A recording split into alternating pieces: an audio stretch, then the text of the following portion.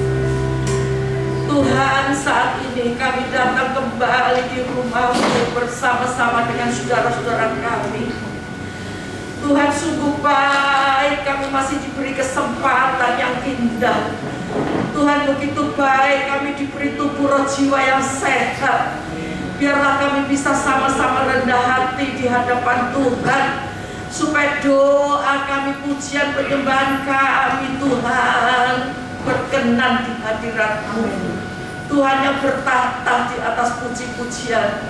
Tuhan, kami minta urapan-Mu, kami minta Roh Kudus sendiri yang pimpin dari awal sampai selesai. Biarlah Tuhan kuasa-Mu sendiri yang berkarya pada malam hari ini. Kami tahu Tuhan, kalau kami bisa datang di rumah Tuhan ini kesempatan yang baik buat kami semuanya. Biar kami mau takut akan Tuhan, kami selalu hormat akan Tuhan, supaya hidup kami dipimpin oleh Tuhan. Karena kami hidup di zaman yang akhir ini, sungguh Tuhan, kami tidak berani melangkah sendiri. Kami minta urapan Tuhan. Setiap keluarga masing-masing minta dipimpin oleh Tuhan, supaya tidak ada satu yang lemah, tidak ada satu yang undur dan jatuh, tetapi semua boleh bergandengan tangan dan semangat di dalam Tuhan. Karena kedatangan-Mu sudah tidak lama lagi Tuhan. Tanda-tanda sudah keluar semuanya, firman-Mu sudah digenapi Bapa. Biarlah Tuhan tolong anak-anak-Mu semuanya, supaya sungguh-sungguh semangat Tuhan. Semua boleh mempunyai roh api, semua boleh bersemangat di dalam Engkau.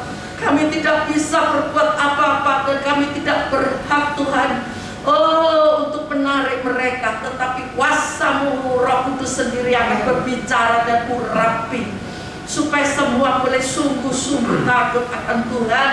Hidup kami dipimpin oleh Roh Kudus. Terima kasih. Terima kasih Bapak yang baik. Kami juga minta Tuhan, hamba-hamba-Mu yang melayani, Kau urapi semuanya, Kau berkati satu persatu. Yang hadir pun Tuhan, hamba tidak tahu Tuhan, mungkin ada permintaan doa apapun, Tuhan Maha tahu.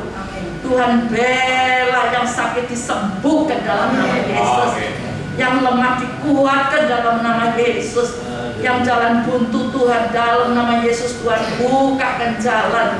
Kami percaya kuasa-Mu tidak berubah, kasih-Mu tidak berubah Tuhan pada anak-anak-Mu. Biarlah kami terus pegang Tuhan pada Engkau, kami terus menggandol kepada Tuhan, karena pengharapan kami satu-satunya hanya Tuhan saja. Terima kasih Tuhan. Inilah doa dan ucapan syukur kami kepada Tuhan. Jikalau masih ada yang belum tiba, Tuhan tolong lindungi tibakan dengan selamat. Kami mau sama-sama menyembah kepada Tuhan.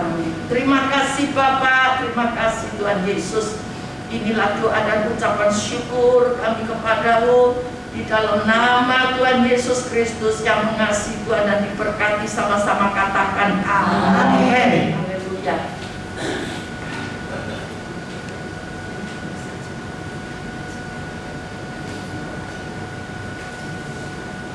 Ya, puji nama Tuhan ya. Kita boleh bersama-sama, kita lebih lagi sungguh-sungguh memuji dan menyembah Tuhan. Biarlah setiap pujian yang kita naikkan saat malam hari ini itu berkenan di hadapan Tuhan. Kita mau sungguh-sungguh ada dalam kasih setia Tuhan saat ini, memohon pengampunan, memohon kasih Tuhan. Ya, kita naikkan pujian, Ku mau cinta Yesus selamanya. Biarlah pujian ini kita mengatakan dengan sungguh-sungguh bahwa kita benar-benar mengasihi dan mencintai Tuhan dalam segala kehidupan kita. Ku mau cinta Yesus selamanya.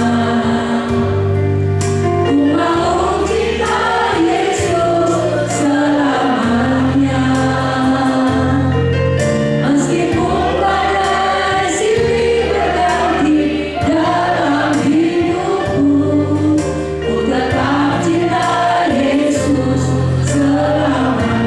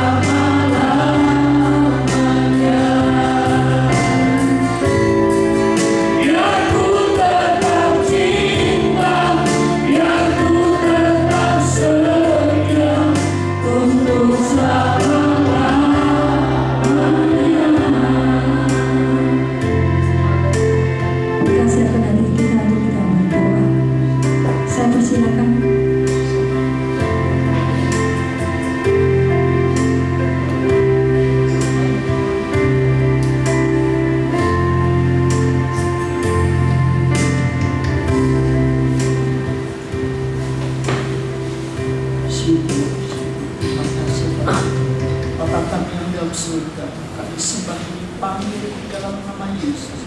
Sungguh Tuhan, kami mengucap syukur terima kasih atas penyertaan selalu yang kuat setiap hari. Terima kasih Kau masih memberi kami kesempatan memuji, menyembah dan mendengar suara di malam ini. Semata kita semua Tuhan kasih anugerah Tuhan. Terima kasih Roh Kudus.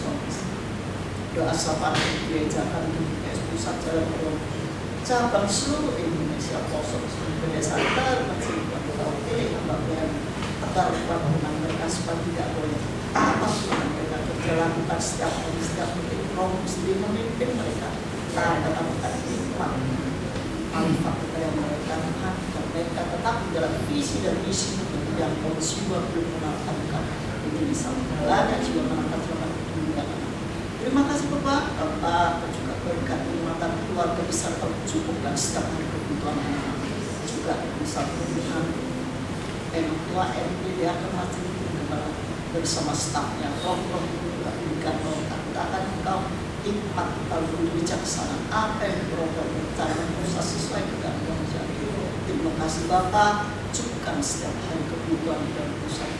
Berkati juga bahwa satu kesatuan buat gereja tidak bisa berdiri sendiri. Butuh satu sama lain ikat tali kasih tetap bergandeng antara sebab sejalan sepikir semua untuk kemudian nama. Terima kasih Bapak Roh Kudus, berkati juga pemerintahan Tuhan, panggil anugerah Tuhan, dipimpin oleh cucu yang sangat berkati kesehatan yang prima Tuhan, hikmat akal bijaksana, sabar tulus, ikhlas untuk memiliki seluruh kualitas darah Kristus. Terima kasih Roh Kudus, berkati rumah tangga keluarga besar cucu dan anak menantu cucu cicit dalam luar negeri. Kau berkati apapun yang berjalan kejadian berhasil, terutama yang tambah hari menjadi saksi untuk kemuliaan. Terima kasih Roh Kudus, berkati juga keluarga besar tangga itu Tuhan, pelayan-pelayannya, terutama juga anak-anaknya Tuhan, sepertinya juga Kau berkati. Terima kasih Roh Kudus, berkati juga Tuhan anak-anak yang menyerahkan per bulan persembahan bentuk apapun dana sosial Kau berkati, kembalikan dilimpahkan agar hari-hari tetap memberi sukacita dan sejahtera bagi Tuhan, agar apa kebutuhannya juga diprioritaskan tercukupkan dan persembahan dipakai untuk besar kerajaan menyerahkan. Terima kasih Roh Kudus, pilih anak-anak Tuhan yang sakit penyakit pemati. Kau yang tahu Tuhan, kami tetap percaya Tuhan, Kau awas sampai minggu pilu-pilu nama Yesus bagi segala sempurna. Terima kasih Kudus, Kau berkati juga Tuhan untuk bermasalah berikan jawaban Tuhan untuk mereka. Pilih satu persatu. Terima kasih Bapak Kudus, kami juga serahkan kami saudara Pak Indonesia ke dalam tangan kasih Tuhan. Jauh dari teroris, jauh bencana alam, jauh sakit penyakit virus apapun, jauh yang tidak berkenan dengan Kau Tuhan. Berkati Tuhan Bapak Presiden dan Wakilnya, pejabat tertinggi sampai terendah kabinet seluruh Indonesia. Beri juga roh yang takut akan Kau, hikmat atau budi Tuhan bisa membawa negara kami Indonesia aman, damai, sejahtera, adil, makmur, sentosa, selamat, cukup sana makan. Terima kasih Bapak, Kau juga melawat juga ke pastor setelah yang kami tempat Tuhan, aman di mana-mana Tuhan, agar anak-anak bisa leluasa memuji menyembah Engkau, terutama Injil sampai ujung-ujung pasca sejarah. Terima kasih Roh Kudus, terima kasih Bapak. Kami sebentar juga mau mendengarkan suara-Mu. Suara-Mu adalah kekuatan bagi kami Tuhan. Kami butuh perlu Engkau Tuhan, karena suara-Mu adalah membingungkan kami Tuhan. Tuhan, terima kasih berkati Engkau yang Kau percaya secara khusus hari ini menyampaikan isi hatimu menuju kepada sampai telapak kaki. Kau kuasa dengan Roh agar apapun yang dibicarakan semua dari Roh sendiri. Bapak berkati Tuhan, sebentar kami juga mampu untuk mendengar Raja, mengerti apa yang Kau sampaikan kepada kami, agar kami belajar untuk melakukan semua orang pimpinan-Mu. Terima kasih Bapak. Bapak berbicara kami siap mendengar dan melakukan. Dalam nama Yesus bersyukur dan doa ini. Amin. Shalom, selamat malam Bapak Ibu yang terkasih dalam Tuhan. Pertama saya minta maaf kalau saya datang terlambat. Bukan karena kepingin datang terlambat, saya sudah keluar dari rumah tadi sebelum 4:30 sore. Kebetulan hari ini nggak tahu macetnya di mana-mana, ya. Jadi saya baru bisa keluar pintu tol di Surabaya di Waru itu kurang lebih jam 6:05. Dan ketika keluar saya kaget luar biasa karena ternyata itu jalanannya mau macet. Saya buka SS, ternyata Kapasan juga mengalami hal yang sama. Mungkin yang dari mobil jemputan Kapasan juga mengalami yang sama. Ya, jadi saya pertama mohon maaf. Nah, berikutnya saya izinkan untuk menyampaikan pengumuman singkat aja. Doa malam minggu depan atau Jumat depan kita liburkan 1 kali, mengingat hari itu adalah hari Idul Fitri. Ya, jadi 1 kali saja kita liburkan. Nanti kita ketemu lagi di tanggal 19 April. Ya, jadi Jumat pertama ini sekarang, Jumat kedua libur, Jumat ketiga kita ada lagi.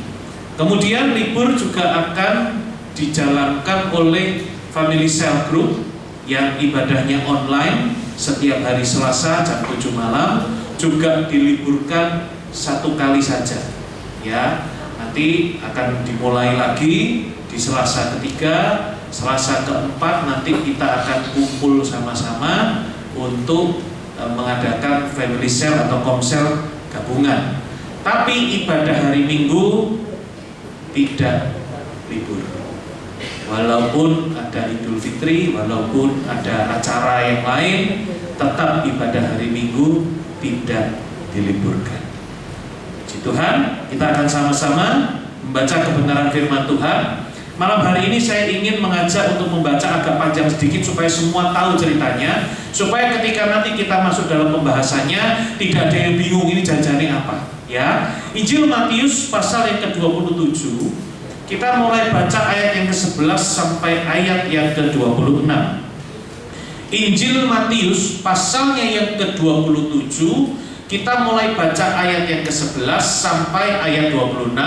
Seperti biasa saya akan mengajak membacanya silih berganti. Saya ayat yang ganjil, saya harap Bapak Ibu dapat bersama-sama membaca ayat yang genap. Injil Matius pasal yang ke-27 ayat yang ke-11. Lalu Yesus dihadapkan kepada wali negeri, dan wali negeri bertanya kepadanya, "Engkaukah raja orang Yahudi?"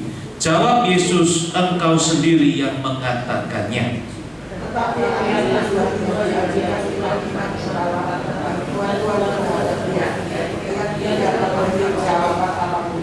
Maka kata Pilatus kepadanya, "Tidakkah engkau dengar betapa banyaknya tuduhan saksi-saksi ini terhadap engkau?"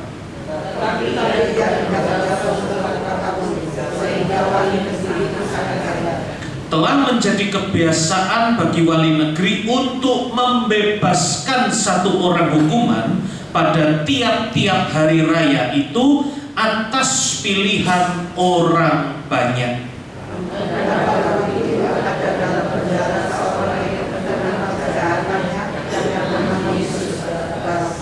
Karena mereka sudah berkumpul di sana, Pilatus berkata kepada mereka, "Siapa yang kamu kehendaki kubebaskan bagimu, Yesus Barabas atau Yesus yang disebut Kristus?"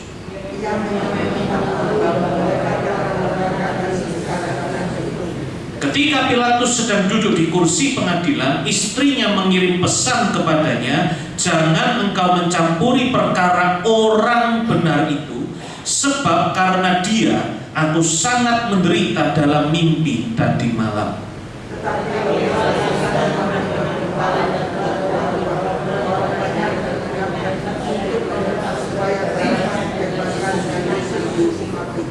Wali negeri menjawab dan berkata kepada mereka, "Siapa di antara kedua orang itu yang kamu kehendaki kubebaskan bagimu?"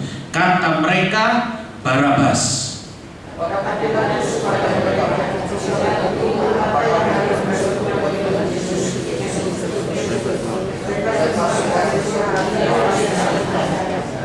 Katanya, "Tetapi kejahatan apakah yang telah dilakukannya?" Namun mereka makin keras berteriak, "Ia harus disalibkan."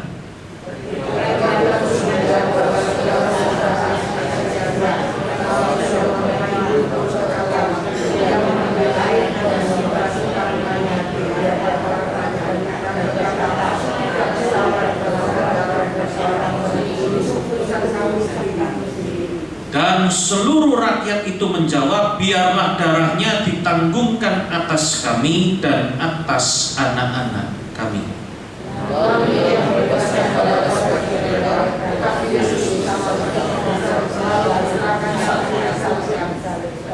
Puji Tuhan, saya kasih tema firman Tuhan malam hari ini, siapakah yang Tuhan Yesus gantikan di atas kayu salib? Ya, bicara mengenai bacaan firman Tuhan yang tadi kita baca, semua dapat menjawab yang Tuhan Yesus gantikan adalah Barabas. Siapa Barabas itu? Ini penting sekali untuk kita ketahui, karena juga bukan karena ketidaksengajaan, namanya bahkan sampai keluar di 4 Injil sekaligus. Di Injil Matius yang tadi kita baca di ayat yang ke-16, di sana tertulis Barabas adalah penjahat yang terkenal. Di Injil Markus pasal yang ke-15 ayat yang ke-7, dia adalah seorang pemberontak yang akhirnya membunuh orang. Di Injil Lukas pasal yang ke-23 ayat yang ke-19 juga ditulis yang sama. Dia adalah seorang pemberontak dan dia seorang pembunuh. Di Injil Yohanes pasal yang ke-18 ayat yang ke-40, di sana tercatat bahwa Barabas adalah seorang penyamun. Banyak yang nggak tahu penyamun itu apa. Ternyata dijelaskan di dalam bahasa yang lain adalah seorang perampok. Jadi dari 4 Injil tadi menerangkan Barabas adalah seorang penjahat, dia seorang pemberontak, dia seorang pembunuh, dia seorang perampok. Kalau diteliti secara sejarah, ternyata Barabas itu adalah seseorang yang sangat vokal, yang sangat berani mengajak orang rakyat Yahudi untuk memberontak terhadap kekaisaran Romawi.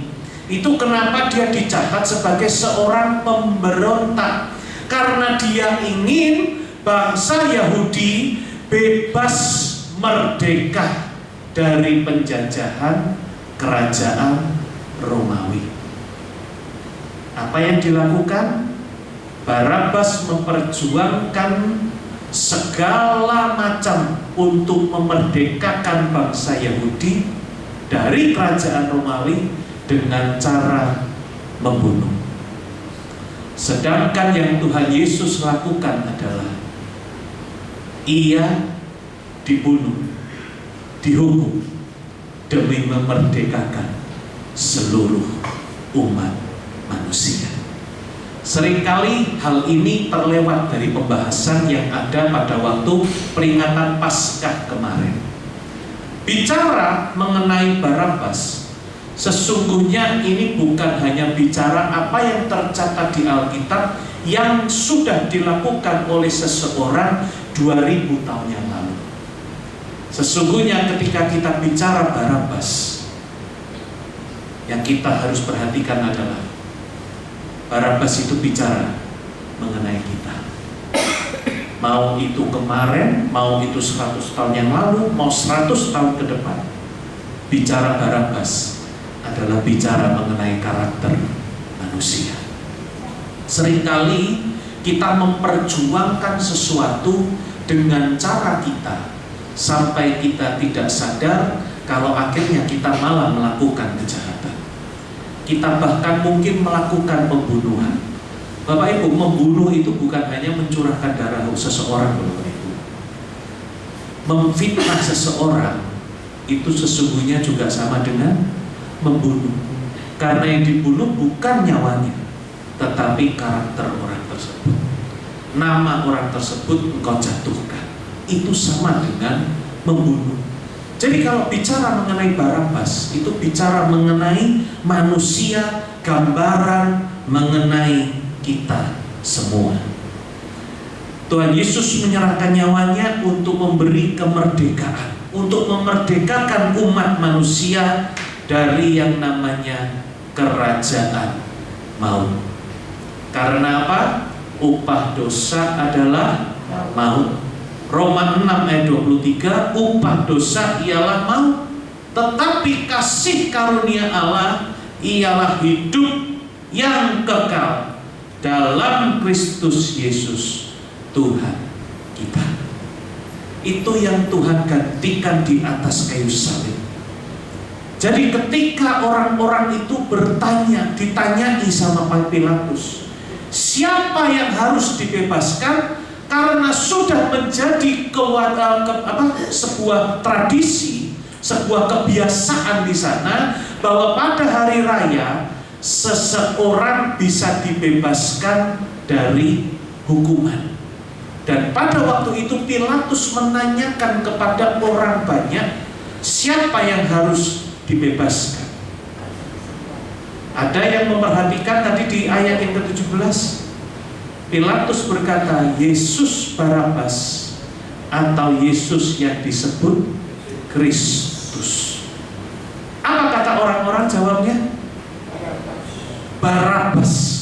Bebaskan Barabas, salibkan Yesus. Bayangkan Bapak Ibu, mulut yang sama, 1 minggu sebelumnya mereka menyambut kedatangan Tuhan Yesus masuk kota Yerusalem dengan membawa daun pohon palem, melemparkan pakaian mereka di tengah jalan untuk menyambut sang raja, sang juru selamat masuk ke dalam kota Yerusalem. Mereka semua menanti-nantikan janji Allah bahwa juru selamat akan datang ke dunia untuk membebaskan mereka. Mereka berpikir juru selamat akan membebaskan mereka dari tangan besi kerajaan Romawi. Sedangkan yang Tuhan Yesus lakukan di atas kayu salib adalah Tuhan membebaskan seluruh umat manusia dari kerajaan maut, supaya barang siapa percaya di dalam namanya tidak binasa, tetapi beroleh hidup yang kekal. Mulut yang sama yang kita rayakan dengan nama Minggu Palma atau Minggu Palem, mereka berseru di tengah kota menyambut datangnya Tuhan Yesus dengan berkata, Hosana bagi juru selamat, Hosana bagi anak Daud. Semua meneriakkan kata Hosana, Hosana. Mereka menyambut datangnya Tuhan Yesus dengan kata Hosana. Mereka menyambut dengan sukacita. Tetapi baru 1 minggu, belum genap 1 minggu, mulut yang sama yang berkata Hosana bagi anak Daud, mulut yang sama yang berkata bebaskan Barabas, salibkan dia, salibkan Yesus. Itu bicara mengenai kita. Banyak sekali karakter-karakter di Alkitab, bahkan murid yang terkenal yaitu Yudas Iskariot pun itu tidak pernah bicara mengenai satu nama, satu orang. Itu bicara mengenai karakter manusia.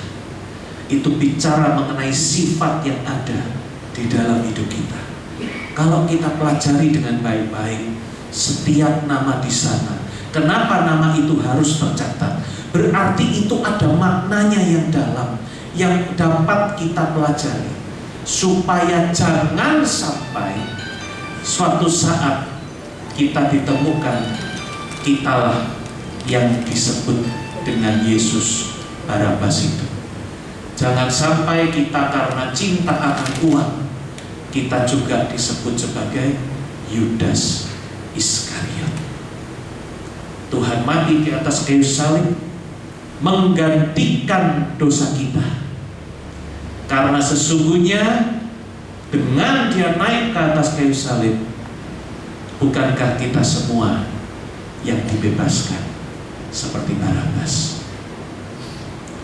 Injil Yesaya pasal 53 ayat yang ke-5, di sana tertulis, tetapi dia tertikam oleh karena pemberontakan kita, dia diremukkan oleh karena kejahatan kita.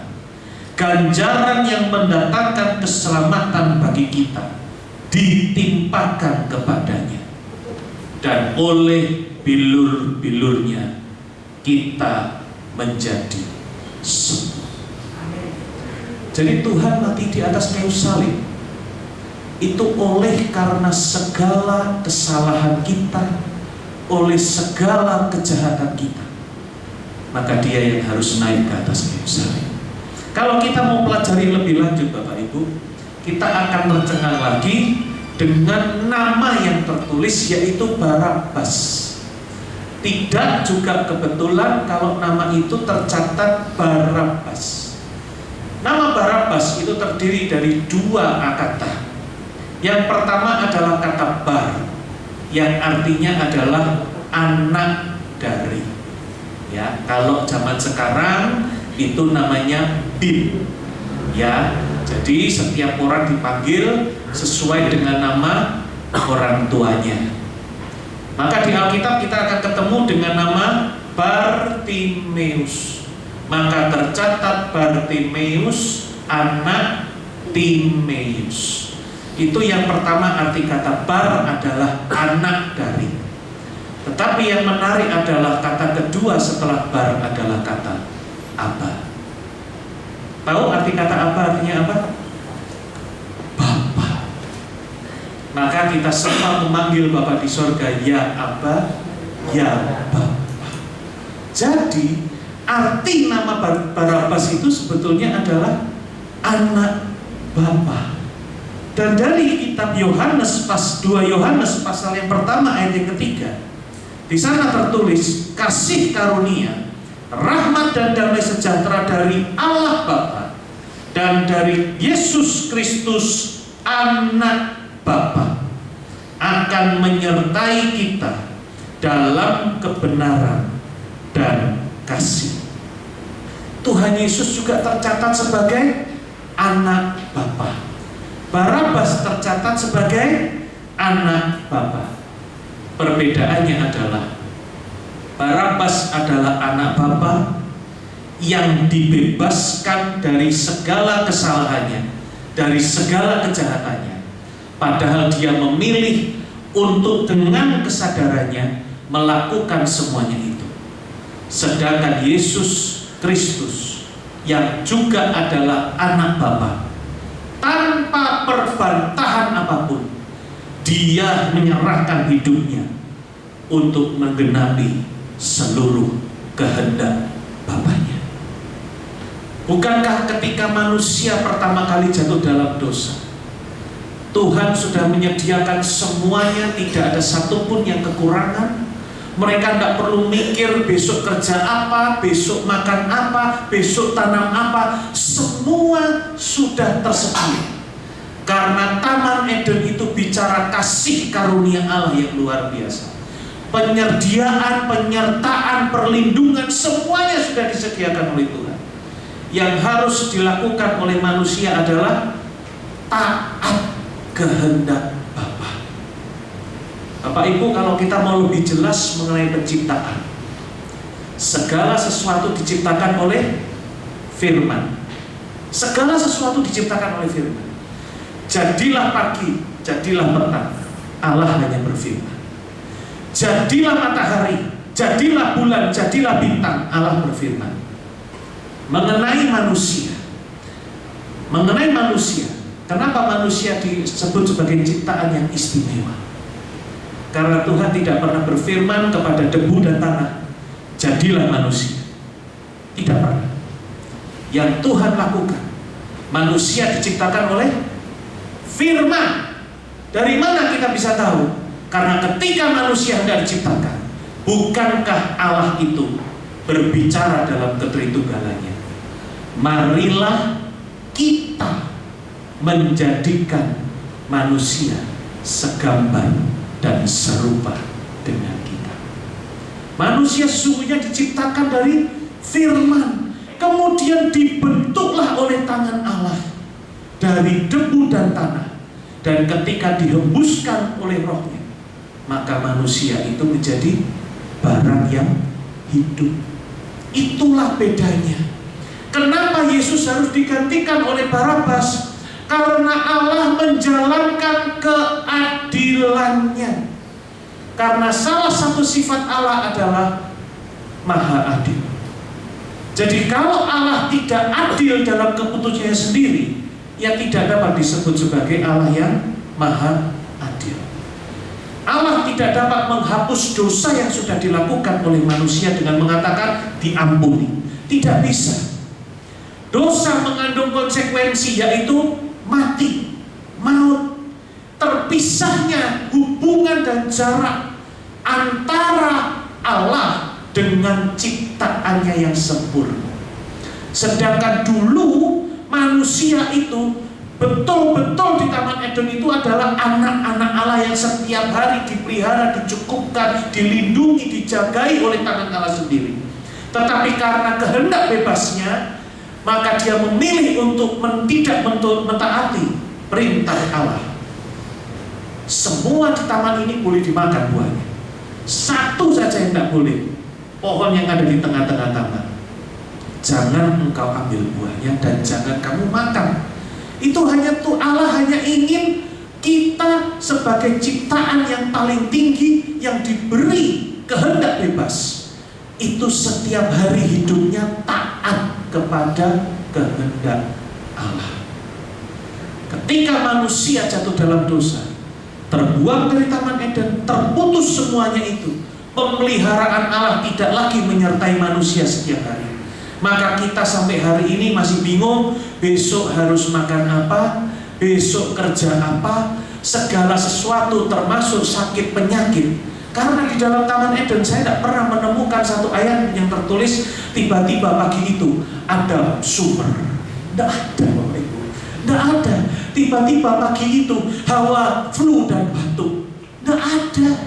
Setiap hari dipelihara Tuhan, dijagai oleh Tuhan. Tetapi firman Tuhan juga mencatat, tidak sekalipun dicatat di dalam firman Tuhan, manusia yang sudah dipelihara, yang sudah dijaga oleh Tuhan, yang sudah demikian disayang oleh Tuhan, mengucap syukur kepada Tuhan. Sekalipun Alkitab tidak pernah mencatat, mereka bersyukur atas pemeliharaan Allah.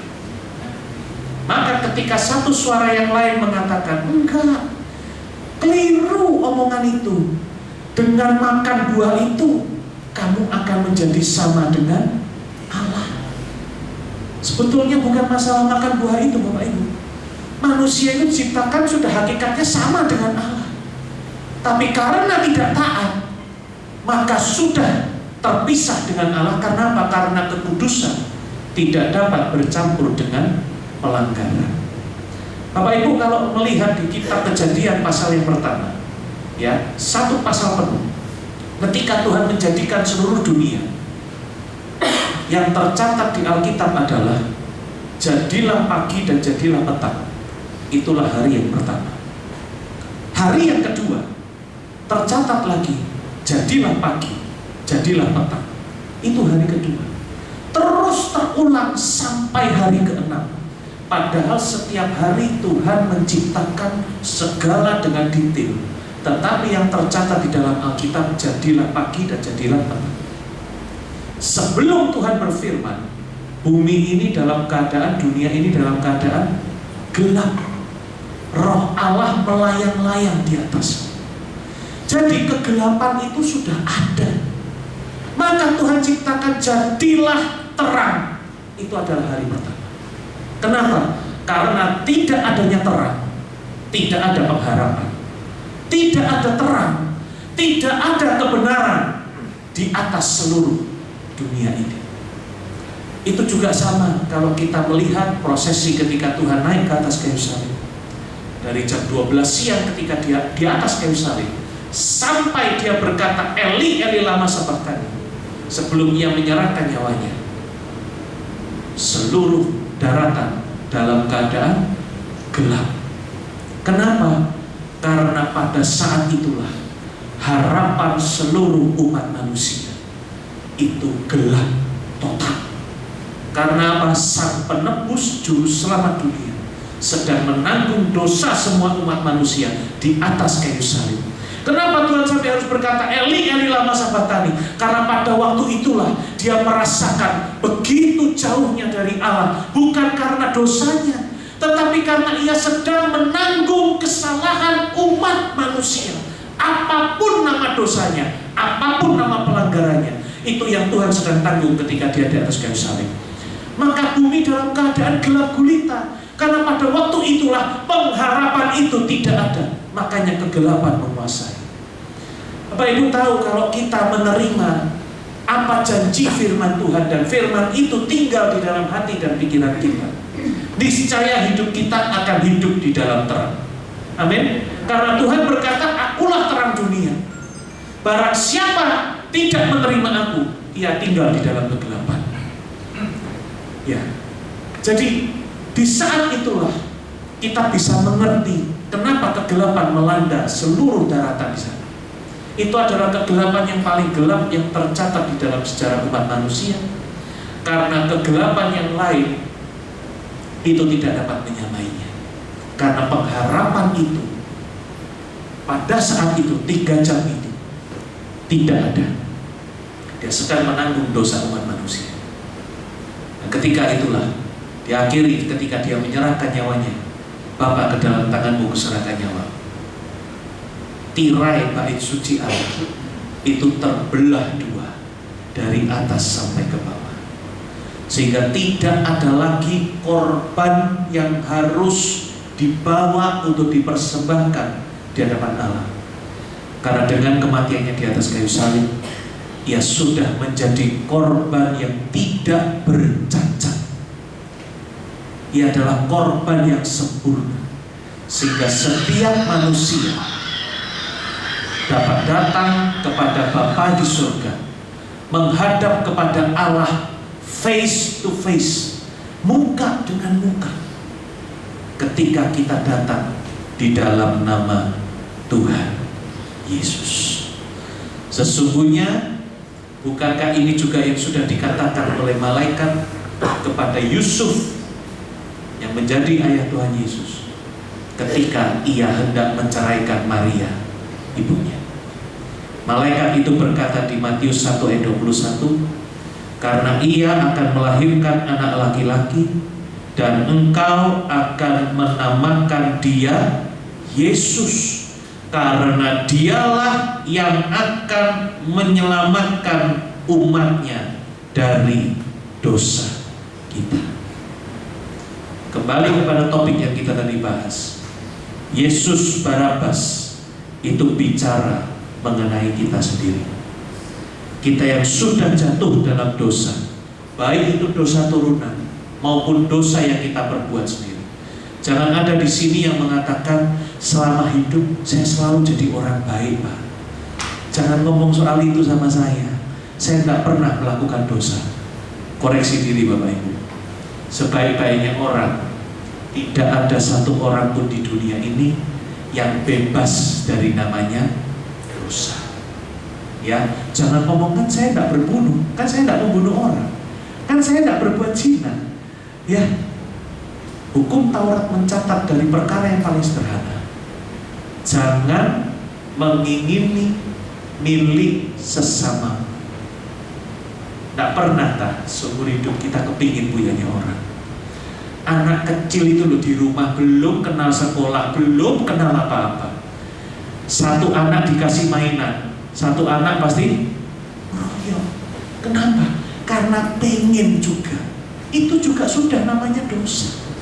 Mengingini milik sesama walaupun itu punya saudaramu sendiri, itu pun sudah tercatat di dalam hukum Taurat sebagai dosa. Untuk itulah ia harus mati, menanggung seluruh hukuman kita dengan ketaatan. Kalau kita baca tadi di dalam bacaan kita, satu kali pun tidak ditemukan Tuhan membantah mereka.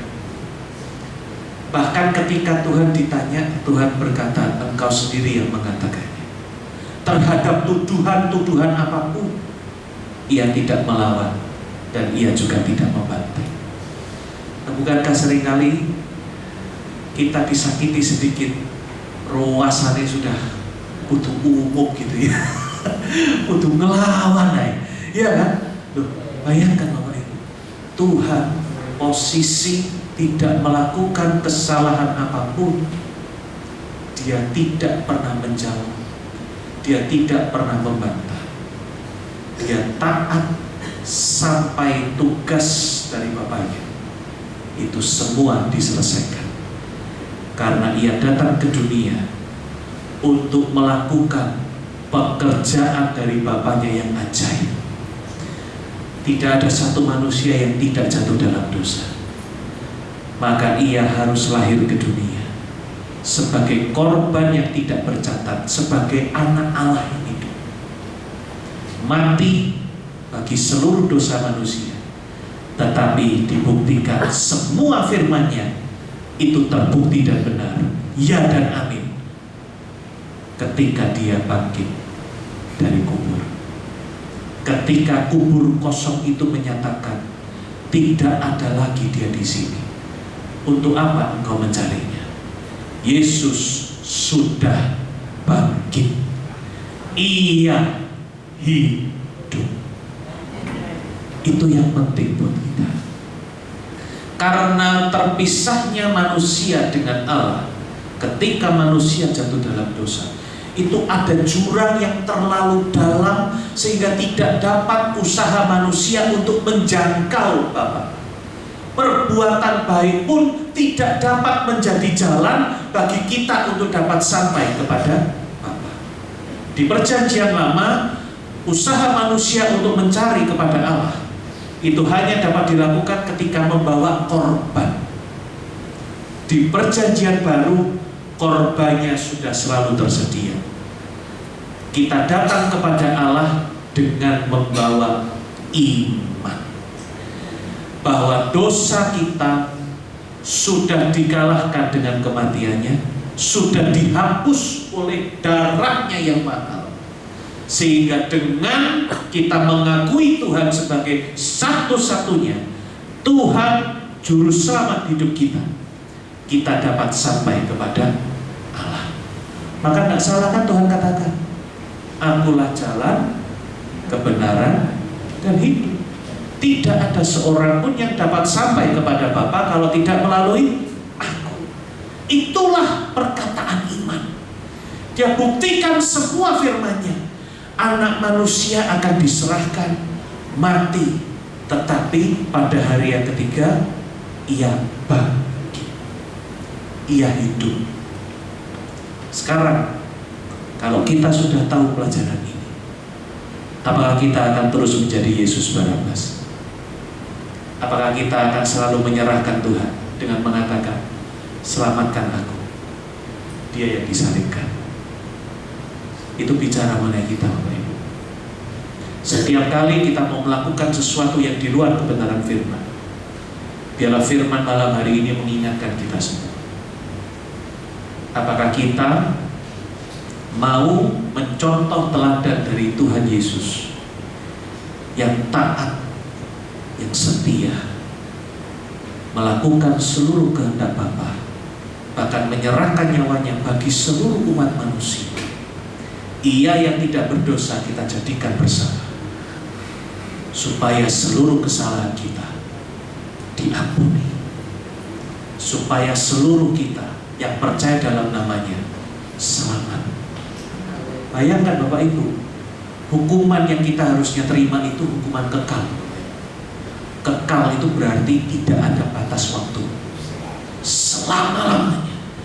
Dari sampai tidak tahu sampai tidak tahu, itu kekal namanya. Yang Tuhan tebus, yang Tuhan bebaskan dari kita, itu adalah hukuman kekal, selama-lamanya di dalam api neraka, merasakan dan harus menerima ganjaran atas amarah Bapa. Tetapi dengan kematiannya, kita dibukakan sebuah jalan, jalan salib. Itu adalah jalan yang sempurna, supaya setiap kita dapat melewati jurang yang begitu besar itu, untuk dapat sampai kepada Bapa. Lakukan dengan setia, lakukan dengan hati yang taat akan setiap firman Tuhan di dalam hidup kita.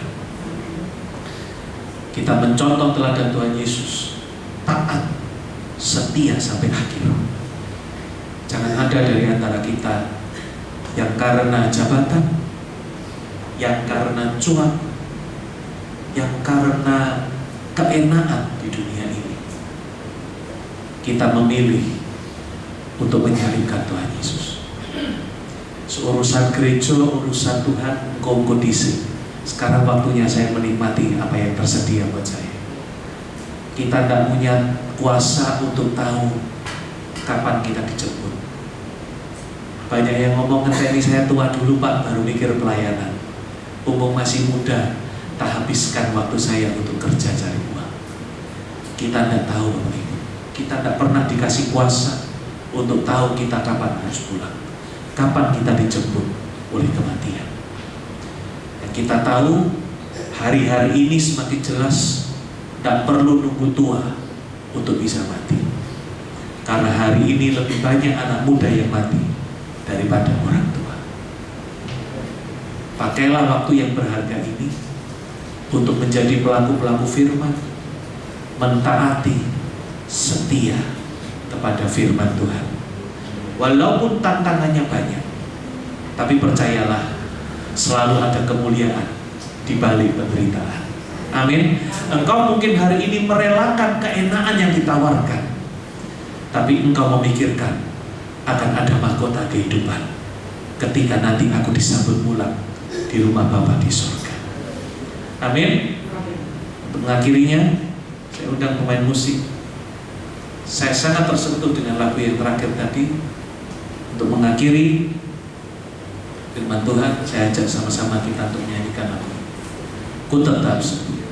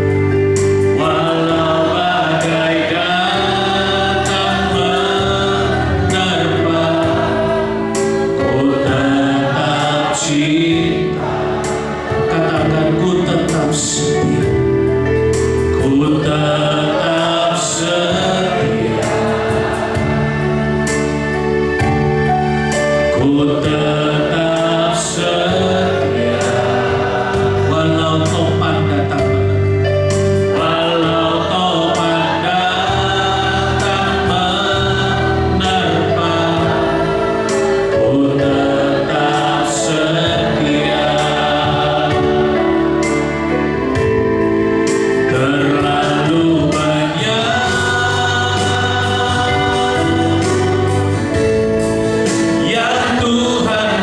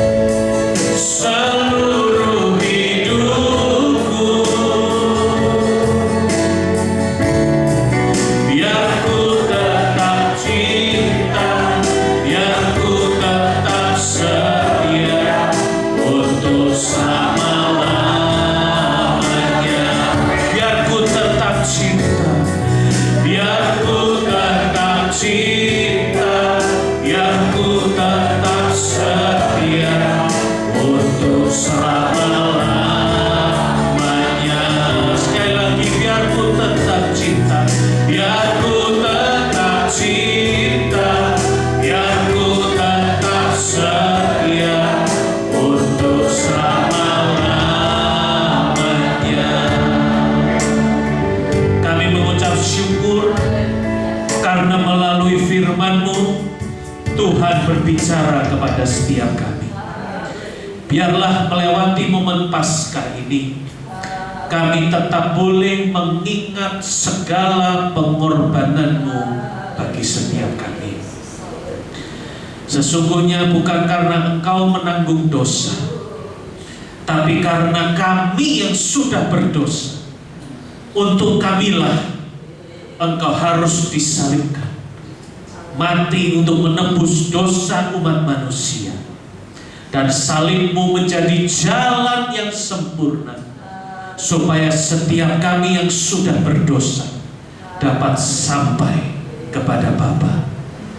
Terima kasih buat pengorbanan-Mu, terima kasih buat salib-Mu. Dan biarlah setiap kami belajar, Tuhan, dari pengalaman yang kami boleh dapat di momen Paskah ini, dari teladan yang Kau sudah berikan, untuk kami selalu taat melakukan kehendak Bapa, untuk kami selalu setia melakukan seluruh firman Tuhan di dalam hidup kami. Walaupun seringkali badai menerpa, tofan menerpa, kesulitan, bahkan kenikmatan dunia yang harus kami lewatkan, tapi kami melakukan karena kami lebih memilih untuk taat dan setia seperti Tuhan Yesus. Ajar kami semua untuk dapat menjadi pelaku-pelaku firman-Mu. Dengan disadarkan akan kebenaran firman, kami boleh tahu apa yang masih kurang kami lakukan dalam hidup kami. Firman-Mu menegur, firman-Mu menghajar, firman-Mu mengingatkan kami, supaya ketika nanti kami harus pulang, kami pulang ke rumah Bapa di surga. Segala yang kami tinggalkan di dunia, apa yang sudah kami lakukan selama kami hidup, biarlah semua boleh menjadi mahkota kehidupan yang akan kami nikmati di rumah Bapa yang kekal di surga. Dan bukan hukuman maut yang kekal, tetapi semuanya beroleh selamat. Terima kasih Tuhan Yesus. Ajari jemaat-jemaat-Mu di ibadah Mandarin untuk menjadi pelaku-pelaku firman. Karena hanya dengan menjadi pelaku firman sajalah kami akan dipandang dan dipanggil di hadapan Tuhan sebagai orang-orang yang diberkati Tuhan. Kami bukan anak Bapa seperti Yesus Barabas, tapi kami anak Bapa yang diurapi oleh Tuhan seperti Yesus Kristus. Terima kasih Tuhan. Apabila sebentar lagi kami juga akan pulang ke rumah kami masing-masing, kirimkan malaikat-Mu mengiringi perjalanan kami, tibakan di rumah, di tempat tujuan kami semua dalam keadaan selamat. Pertemukan kami kembali di ibadah Mandarin besok hari Minggu, semua dalam keadaan sehat dan tidak kekurangan suatu apapun. Terima kasih Tuhan Yesus. Kami akhiri ibadah doa malam ini dengan doa sederhana yang Tuhan ajarkan kepada kami. Doa Bapa kami. Bapa kami yang di surga, dikuduskanlah namamu, datanglah kerajaan-Mu, jadilah kehendak-Mu di bumi seperti di surga. Berikanlah kami pada hari ini makanan kami yang secukupnya, dan ampunilah kami akan kesalahan kami, seperti kami juga mengampuni orang yang bersalah kepada kami. Dan janganlah membawa kami ke dalam pencobaan, tapi lepaskanlah kami daripada yang jahat. Karena Engkau-lah yang punya kerajaan dan kuasa dan kemuliaan sampai selama-lamanya. Tiba waktunya kami untuk pulang. Untuk itu kami mengangkat tangan kami di hadapan Tuhan, untuk kami pulang membawa berkat Tuhan. Saudara-saudaraku yang kekasih, Tuhan memberkati engkau dan Tuhan melindungi engkau. Tuhan menyinari engkau dengan wajahnya dan memberi engkau kasih karunia. Tuhan menghadapkan wajahnya kepadamu dan memberi engkau damai sejahtera. Sekarang pulanglah dan bawalah berkat yang melimpah dari Bapa di surga, kecintaan dari Putra yang tunggal Tuhan kita Yesus Kristus, dan persekutuan yang indah bersama Roh Kudus menyertai hidup kita semua senantiasa, mulai dari malam hari ini sampai Maranatha Tuhan Yesus datang kedua kalinya. bahkan sampai selama-lamanya. Terimalah semua berkat ini di dalam nama Tuhan Yesus Kristus. Yang percaya sudah diberkati Tuhan, mari sama-sama katakan amin. Terima kasih, selamat malam, Tuhan Yesus memberkati.